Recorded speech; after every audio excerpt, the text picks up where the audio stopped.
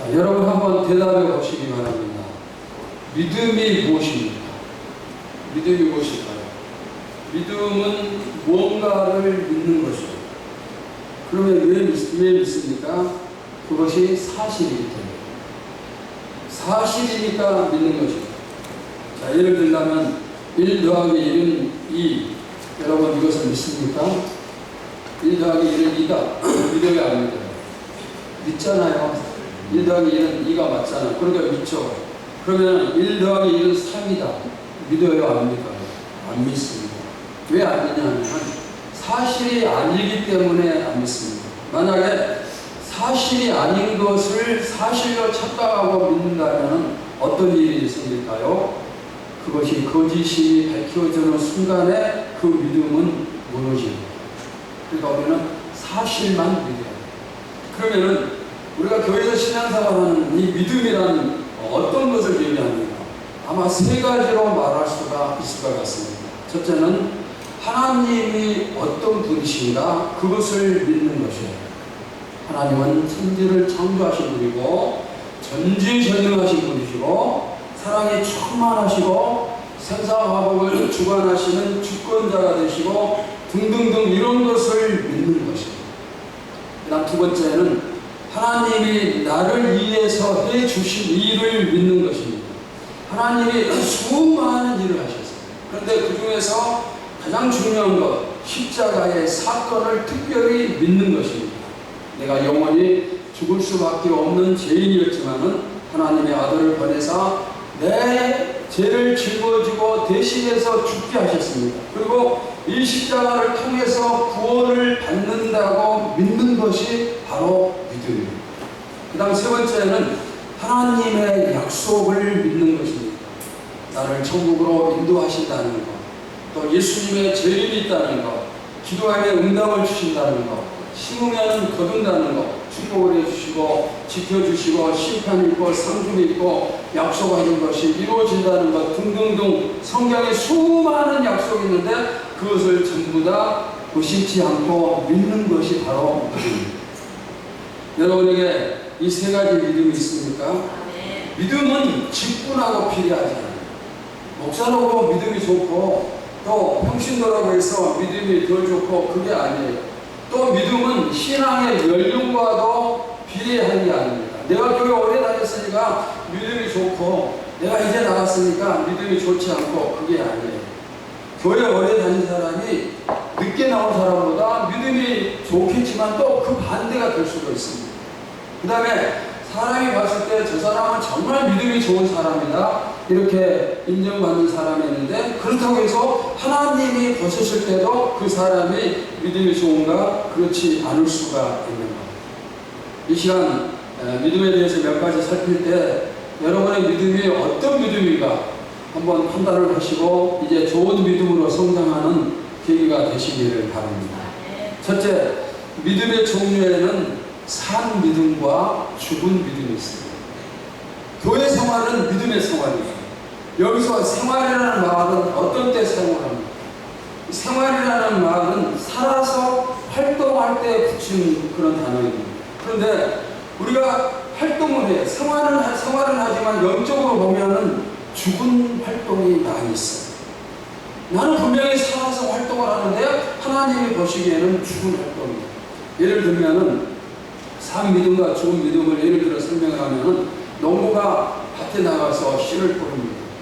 대부분의 씨앗이 싹이 나고 잘 자라죠. 그런데 그 중에 죽은 씨앗이 있어요. 싹이 나지 않습니다. 죽은 씨앗은. 그 다음에 뿌려진 씨앗의 대부분이 알곡이지만 그 중에는 가라지의 씨앗도 있습니다. 그러니까 죽은 씨앗이나 가라지 씨앗은 뭐예요? 그것이 바로 죽은 믿음이에요. 죽은 믿음. 그리고 알곡의 씨앗이 뿌려져서 잘 자라고 잎사귀가 나고 잘 크지만은 열매를 맺지 못한다? 그러면은 그 알곡도 죽은 씨앗이에요. 죽은 믿음입니다. 자, 이것을 세 가지 질문으로 한번 점검을 하면은 여러분 한번 대답해 보시기 바랍니다. 자, 나에게 살아있는 씨앗이, 나는 살아있는 씨앗이 분명합니까? 여러분 살아있는 씨앗이에요? 자, 두 번째, 알곡이 분명합니까? 알곡이 분명해요? 그냥 분명하지 않은 것 같아도 아멘 하시면 돼요. 그럼 믿음대로 되겠죠. 자, 알곡이 분명합니까? 아멘. 세 번째, 열매를 분명히 맺고 있습니까? 아멘. 여기서도 아멘 하세요. 열매를 분명히 맺고 있습니까? 아멘. 이 세 가지 질문에 앞으로 여러분 모두 다 자신 있게 아멘 할 수 있기를 축원합니다. 아멘. 나무는 좋은 나무가 되어야 됩니다. 그런데 아무리 좋은 나무일지라도 열매가 없다면 나쁜 나무나 마찬가지입니다. 자, 아카시아 나무는 열매 맺지 못하는 나무이기 때문에 사람들이 그냥 자꾸 베어버립니다. 만약에 그 나무가 좋은 열매를 맺는다 절대로 베지 않아요.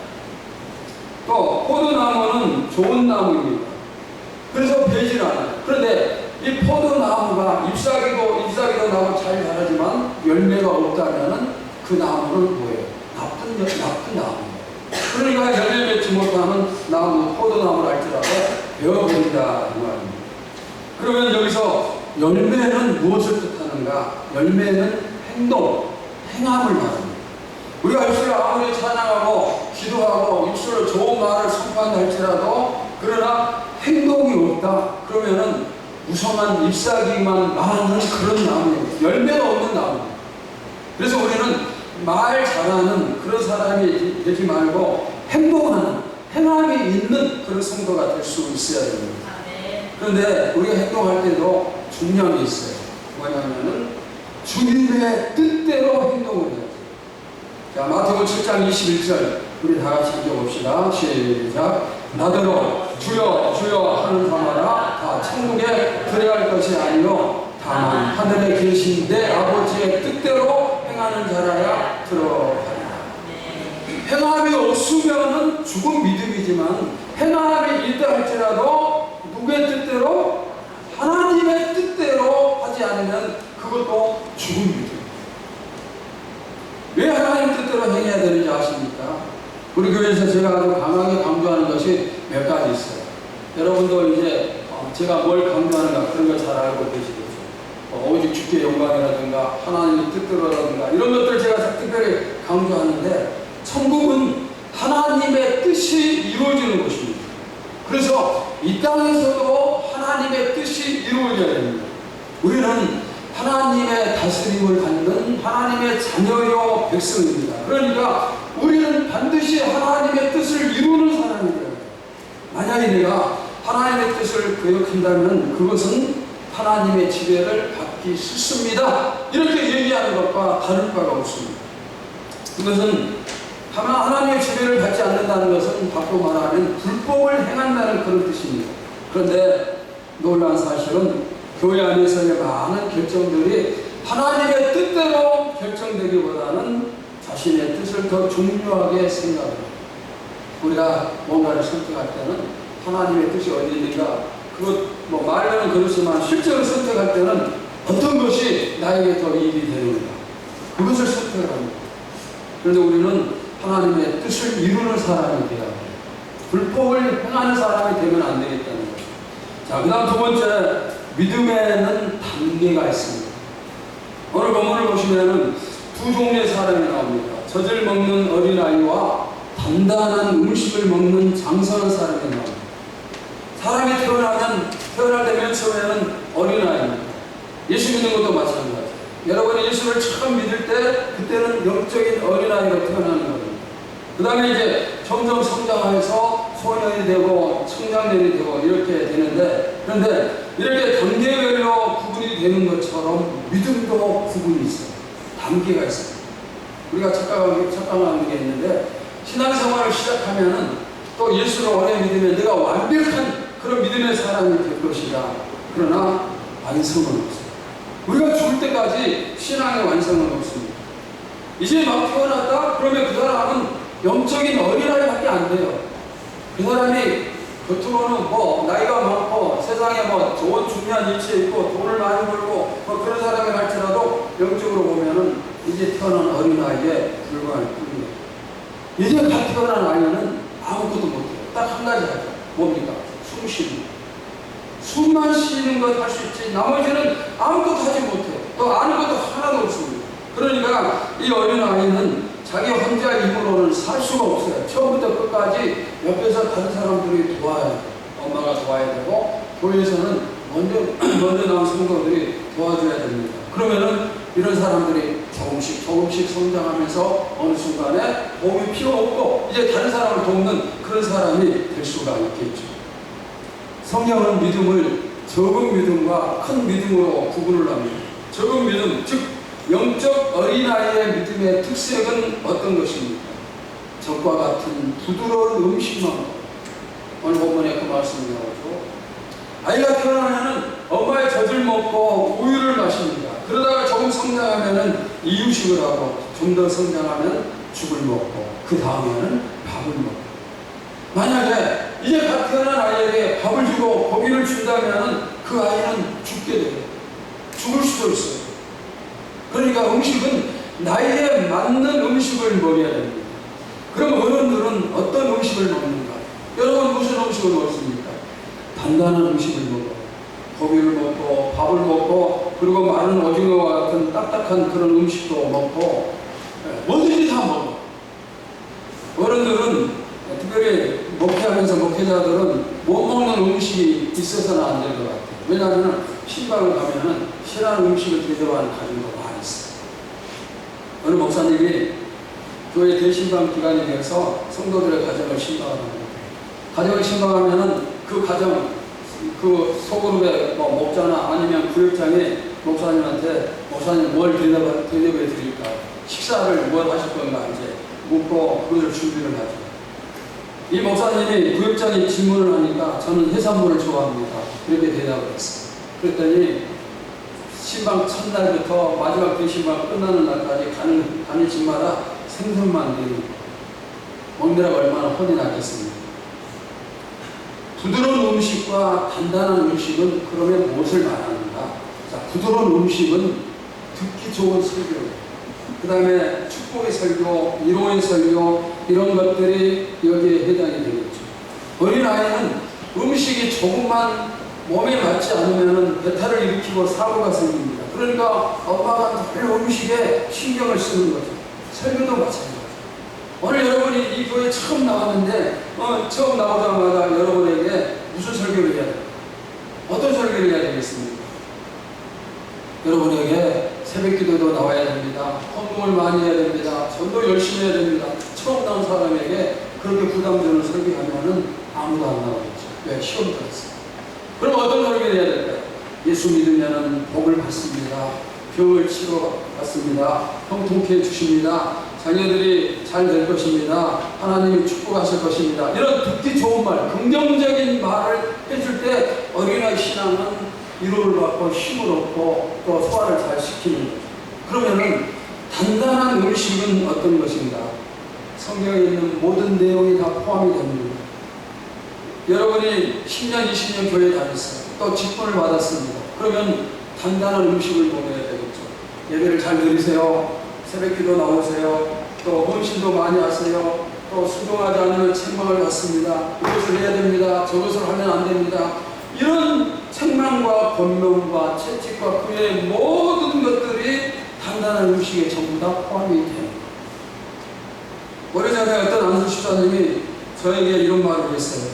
주일에 교회에 가면은 부담만 더 커지는 것 같다고 이렇게 얘기를 했어요. 왜 그런가 물었더니 목사님이 자꾸 예배 참석하라는 광고하고 기도하라는 광고하고 전도하라는 광고하고 그러니까 편하게 신앙생활하고 싶은데 그렇지 못하다는 거. 여러분도 혹시 그런 사람 있어요? 그러면은 지금 제가 하는 말이 여러분에게 드리는 말이에요. 제가 그 안수집사한테 이렇게 얘기했어요. 당신은 아직 영적으로는 어린아이에 해당됩니다. 영적인 어린아이니까 소화시키지 못하는 그런 말씀들이 많은 겁니다. 교회 30년 다니고 40년 다니고 장로 안수집사하면 뭐하겠어요? 내가 받아들이지 못하는 설교가 많다면 나는 아직 뭐예요? 영적으로 어린아이. 내가 소화시키지 못한 내용이 많으면 어린아이이기 때문에 그런 거예요. 설교를 듣고 처음 듣는 사람, 그런 사람들은 아직 어려워요. 단단한 음식을 못 먹기 때문에 그런 시험에 드는 겁니다. 지금 믿음이 아직 약하다는 거예요. 그런데 반대로 어떤 사람은 설교하면 무슨 내용이든지 아멘, 아멘, 아멘, 아멘만 하는 사람이 있어요. 목사가 당연한 말씀을 전하는 것이고 하나님 말씀, 성경에 위반되지 않는 말씀을 전하는 것이기 때문에 아멘이 그냥 나오는 거예요. 그런 사람은 어떤 사람? 믿음이 좋은 사람, 성숙한 사람, 즉 영적으로 성령의 사람입니다. 설교자가 설교를 준비할 때 어느 수준에 초점을 맞출 것인가 고민을 많이 해요. 초보자에게 아니면 중간 정도 아니면 세상의 성도들 믿음이 약한 세신자인가 믿음이 좋은 성년 성도인가 어디에다 초점을 맞춰야 되는가 고민을 참 많이 합니다. 여러분은 어떤 설교를 원하십니까? 적과 같은 부드러운 설교입니까? 그런 설교를 하면 듣기도 좋고 기분도 좋겠죠. 이루가 되고 힘도 없고 그러나 일꾼을 되기 어려워요. 주님의 참된 제자가 되지 못하고 지도자도 되기가 어려워요. 교회에서는 지도자를 많이 배치해야 되겠죠. 그런데 어떤 사람들이 지도자가 되는가? 말씀을 대하는 수준이 단단한 음식, 적과 같은 게 아니라 단단한 음식을 먹을 수 있는 그런 성도들이 지도자로 성장하는 거예요. 그러니까 나는 그냥 적과 같은 음식만 좋아하면서 지도자가 되고 싶다.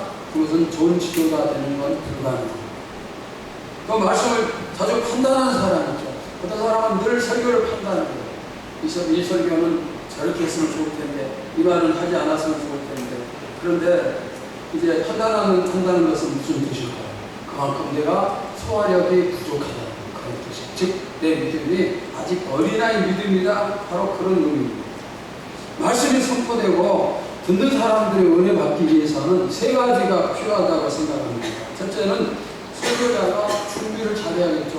기도 잘하고 묵상 열심히 하면서 성령의 음성에 귀를 기울이고 그 다음에 두 번째는 성령이 설교하는 장소에 역사하셔야 되겠죠. 세 번째 제일 중요한 것은 듣는 사람의 사모함과 은혜 받을 준비. 여러분이 이곳에서 내가 하나님 오늘 꼭 은혜를 받겠습니다. 성령 충만함을 받아야 되는데 이 마음을 가질 때 그 마음이 뭐예요? 좋은 밭이. 좋은 밭에는 무슨 씨앗이 떨어져도 자라고 열매를 맺는 거예요. 만약에 말씀 듣는 모든 사람이 아무도 은혜 받지 못했다. 그것은 설교자의 책임이라고 생각을 합니다. 그런데 다른 사람들은 은혜 받는데 나만 은혜 받지 못한다? 그것은 본인의 책임입니다. 여러분 어떻습니까? 어떤 설교를 원하십니까? 나는 듣기 좋은 부드러운 설교를 원하는가? 아니면은 무슨 말씀이 선포되든 상관이 없고 은혜를 받는다. 어느 쪽인가? 여러분의 믿음의 수준이 높아지기를 바랍니다. 그리고 우리 교회는 성도들 모두의 수준이 높아져서 설교자가 아무 부담 없이 무슨 내용이든지 전부 다 설교할 수 있는 그런 교회가 되기를 바랍니다. 저는 아직도 설교 준비하면서 이 말하면 성도들이 시험 들지 않을까 그런 생각을 많이 해요. 왜? 믿음이 약한 부분들이 많이 있기 때문에. 그런데 그런 생각 전혀 하지 않고 성경 그대로 얼마든지 그냥 마음껏 힘있게 설교한다는 얼마나 좋겠어요. 이제 그런 때가 분명히 오리라고 믿습니다. 40년, 50년 교회 다녔으면서 설교에 시험 들면 되겠어요. 내가 장로의 직분 받고 권사 직분 받았는데 그럼에도 설교에 시험 들면은 이것은 엄청나게 창피한 그런 노릇이에요. 그러지 않습니까? 이 시간 여러분의 믿음의 단계를 측정해 보시기 바랍니다. 나는 어느 단계인가? 이제 막 태어난 어린아이인가? 아니면 초등학생? 아니면 중고등? 아니면 청년, 장년? 어느 단계입니까? 상, 중, 하? 어디입니까? 여러분 모두 다 믿음이 좋다고 또 믿음이 크다고 칭찬받는 성도 되시기를 주님의 이름으로 축원합니다. 자, 세 번째, 왜 믿음의 성장이 필요한가? 왜 자꾸 믿음을 성장시키라고 얘기하는가? 자, 여기 세 가지 말씀을 드립니다. 첫째는 하나님이 큰 믿음을 칭찬을 하십니다. 믿음이 좋은 사람을 하나님이 칭찬하십니다. 자, 예수님께 믿음이 좋다고 칭찬받은 두 사람이 있어요. 한 사람은 귀신 들린 딸을 데리고 와서 예수님 고쳐주세요 요청했던 가나안 여인입니다. 또 한 사람은 하인이 병들어서 예수님께 데리고 와서 이 하인의 병을 고쳐달라고 요청했던 백부장입니다. 이 두 사람 다 이스라엘 사람, 즉 유대인이 아니에요. 이들은 이방입니다. 그런데 예수님께서 칭찬하신 두 사람이 바로 이방인 이 두 사람. 이들의 믿음이 좋다고 칭찬을 받았습니다. 오늘 우리의 믿음도 하나님이 보셨을 때 칭찬하실 수밖에 없는 그런 믿음이 되시기를 축원합니다. 아멘. 너 누구누구 장래야 믿음이 참 좋다. 너 누구누구 권사야 믿음이 너 너무 좋아. 누구누구 집사야 너 너무 믿음이 좋아. 우리가 이런 말을 들으면 얼마나 좋겠어요. 여러분 큰 믿음을 꿈꾸시기 바랍니다. 아멘. 꿈을 꿀 때 큰 믿음이 이루어짐을 믿습니다. 아멘. 지금 세상은 하나님이 세상을 향해서 뭐라고 말씀하실까요? 내가 어디서 믿음 있는 사람을 보겠느냐? 하나님이 탄식하시는 그런 시대. 저는 목사인데 제가 목사이지만 10년, 20년 전에 또는 30년, 40년 전에 목사님들의 모임과 지금의 모임을 비교해보면 너무너무 차이가 많아요. 진짜 너무너무 차이가 많아요. 아마도 지금 목회자들 모아놓고 그 다음에 평생을 신앙생활한 성도들 모아놓고 그리고 3대, 4대 믿음의 가정의 후손들을 모아놓고 그 중에서 누가 믿음이 있는가, 믿음이 좋은가 하나님이 찾으신다면 과연 얼마나 찾을 수 있을지, 얼마나 찾을 수 있을까. 만약 우리 교회에서 지금 이 자리에서 이 가운데서 누가 믿음이 좋은 사람인가 하나님이 찾으신다면 여러분 몇 사람이나 학교 갈까요? 여러분 자신 나는 학교 갈 것 같다 그렇게 자신이 있습니까? 자신 있어요. 여러분 모두 다 하나님이 칭찬하시는 그런 믿음으로 잘하시기를 축원합니다. 자, 믿음 성장이 필요한 두 번째 이유는 믿음에 따라서 보는 관점이 달라지기 때문에. 똑같은 물건이지만 똑같은 것이지만 사람이 보는 관점에 따라서 수준에 따라서 그 차이점이 많아요. 자, 예를 들면은 여기에 돈 10,000원이 있습니다. 10,000원이 큰 돈입니까? 적은 돈입니까? 어린아이들 입장에서는 아주 큰 돈이에요. 그런데 여러분에게 10,000원 중에서 큰 선물이라고 얘기하면 전부 다 분실 겁니다. 차이가 있어요. 수준이 차이가 납니다. 돈을 주면 다들 좋아하죠. 돈의 가치를 전부 다 잘 알고 있습니다. 그래서 돈은 좋아해요. 주면. 그런데 그 가치는 차이가 있어요. 돈을 좋아하지만 돈을 바라보는 시점에는 차이가 있습니다. 자, 설날이 되면 세뱃돈을 받는데 2살, 3살 먹은 아이들에게 돈을 1,000원을 주면 좋아해요. 그 애들은 가치를 몰라요. 그러니까 1,000원을 주든 10,000원을 주든 10표를 주든 그냥 주면 좋아하는 거예요.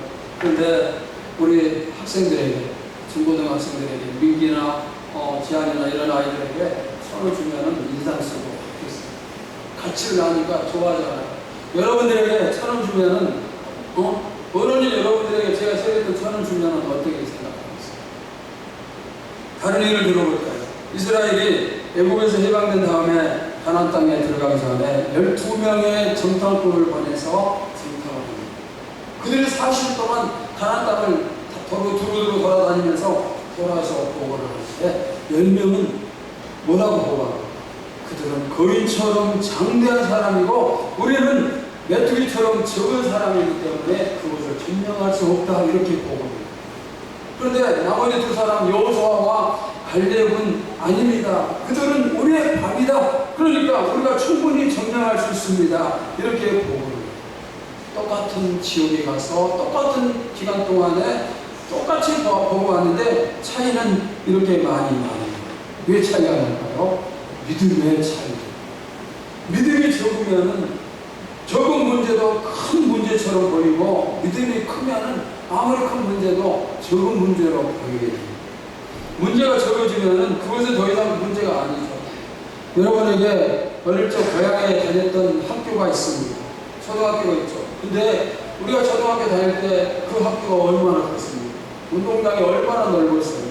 그런데 수십 년 뒤에 어른이 돼서 고향을 방문해서 초등학교 가서 보니 학교 건물과 운동장이 손바닥처럼 적게 느껴져요.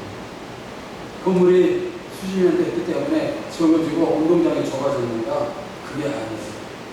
어렸을 때는 어린아이의 시선으로 보았고 지금은 어른의 시선으로 보기 때문에 차이가 있는 거예요. 믿음이 적을 때는 적은 문제도 아주 크게 보입니다. 조그만 문제가 생겨도 아주 큰 문제처럼 생각이 되어집니다. 그런데 믿음이 크면은 아무리 큰 문제라 해도 적게 보이는 거예요. 그게 믿음의 차이다. 여러분, 이왕이면은 큰 믿음의 눈으로 보시기를 바랍니다. 내 키가 크면은 상대방의 키가 적어. 그러나 내 키가 적으면은 상대방이 훨씬 더 커 보입니다. 그래서 우리가 믿음의 키를 키워야 됩니다. 아마 여러분이 지금 힘들어하고 있는 문제들을 큰 믿음의 눈으로 본다면 어쩌면 아무것도 아닐 수가 있어요. 그런데 내 믿음이 약하기 때문에 이 적은 문제가 나를 엄청나게 괴롭히는 겁니다. 어린이에서 찾아갔더니 초등학교가 정말 적은 그런 건물이었던 것처럼 믿음 키우면은 모든 문제가 전부 다 적어버립니다. 아무리 큰 파도가 몰려와도 믿음이 크면은 걱정할 게 없습니다. 가정이나 교회에 아무리 큰 문제가 생겨도 마찬가지입니다. 초신자들은 교회에 어떤 문제가 생기면 교회가 없어질 것도 없어질 것 같은 것처럼 생각하면서 호들갑을 떨고 그렇지만은, 그러나 믿음이 있는 사람들은 그런 걸 전부 다 겪었기 때문에 어떤 문제가 생겨도 걱정하지 않고 그냥 하나님이 해결해 주실 것을 믿는 것이죠. 우리가 무너뜨려야 될 것은 여로성을 무너뜨려야 되지 교회가 무너질 것을 생각하면 안 되는 거예요. 지금 여러분을 가장 고통스럽게 하고 있는 문제가 무엇입니까? 도저히 해결하지 못하는 정말 심각한 문제가 무엇입니까? 자, 이제부터 제가 해결책을 드릴 테니까 잘 들으세요. 지금 여러분의 믿음의 키를 키우시기 바랍니다. 어떻게 키워야 되죠? 누워있는 사람은 앉으면, 일어나서 앉으면 키가 커지죠.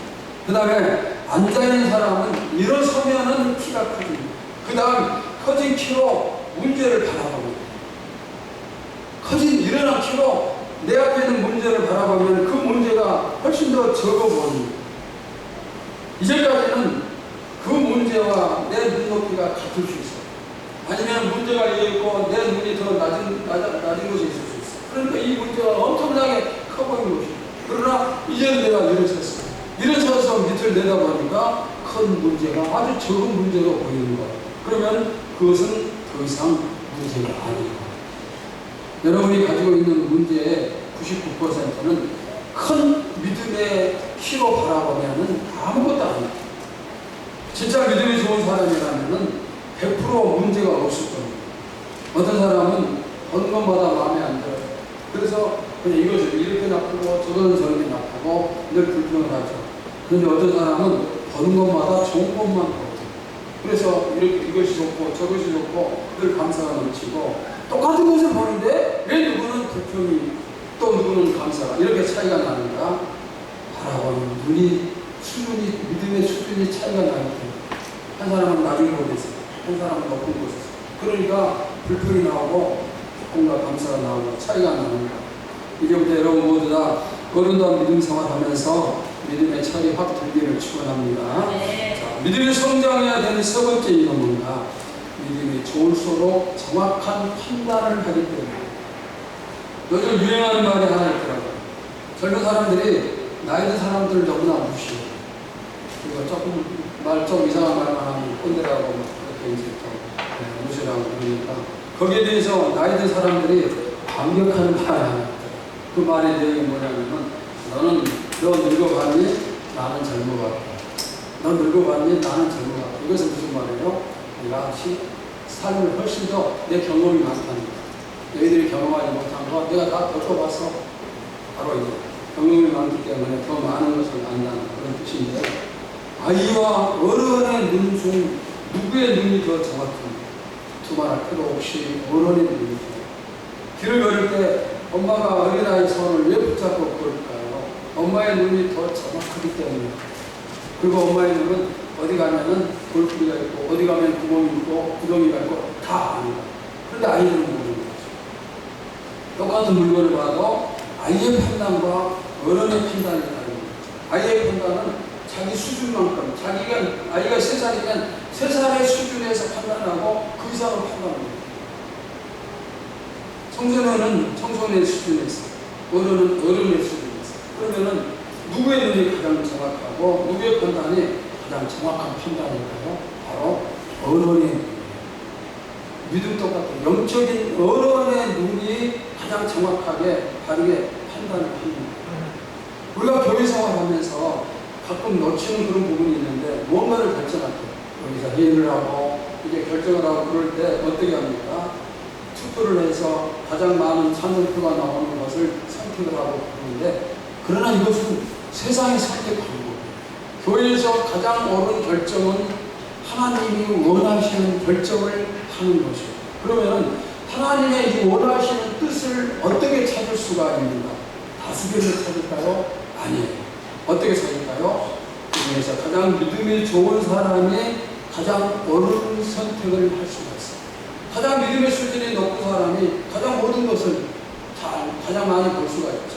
믿음이 약하면 그 밑에가 더 높아요. 그러니까 뭔가 교회 안에서 결정할 때는 최고의 믿음을 가진 사람의 뜻을 따르는 것이 다른 결정일 수가 있어요.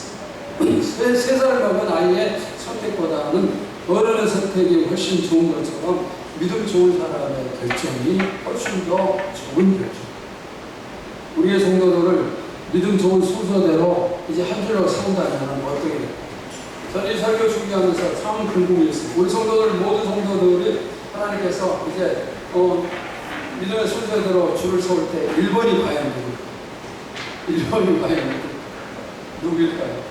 누가 첫 번째인지 참 궁금해요. 그리고 또 궁금한 게 누가 꼴찌, 누가 마지막일지 이것도 참 궁금합니다. 교회에서는 믿음이 좋은 사람의 의견이 존중이 되죠. 왜냐하면 가장 올바른 결정을 할 수 있기 때문입니다.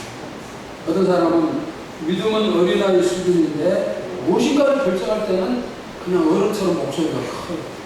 그러면 사람들이 그 큰 목소리를 따라가죠. 그러면 잘못된 결정. 그 다음에 결과는 잘못된 결과가 나올 수밖에 없어요. 또한 믿음이 앞선 사람들은 뒤에 있는 사람들한테 따라잡히면 안 돼요. 그리고 뒤에 있는 사람은 항상 앞에 있는 사람 뒤통수만 보면서 따라갈 겁니까? 따라잡아요. 그런데 이 따라잡는 게 쉬운 게 아니에요. 그러니까 지금 내가 앞 사람을 따라잡으려면 지금 달리고 있는 것보다 2배, 3배 더 열심히 달려야 따라잡을 수가 있어요.